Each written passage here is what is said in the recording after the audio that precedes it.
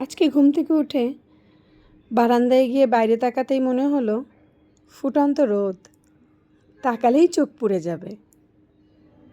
আমার সকালের শুরুটা এখান থেকেই শুরু হয়। ঘুম থেকে উঠেই আমি চলে যাই আমার বারান্দায়।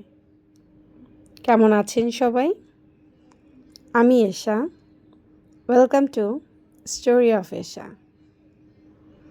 এর পরের কাজ সরাসরি রান্নাঘরে সকালের নাস্তা তৈরি করতে হবে।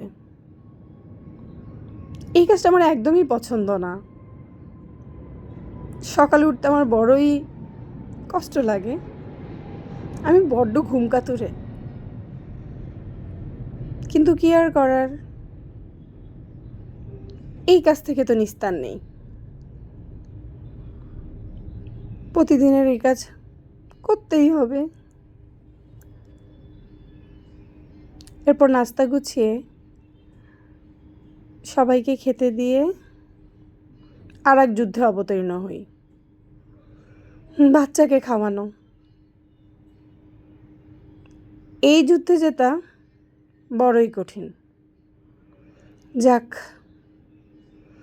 ছোটোখাটো এই যুদ্ধ শেষ করতে পারলাম। যে গরম পড়েছে, এক গ্লাস ঠান্ডা পানি এখন খুবই দরকার।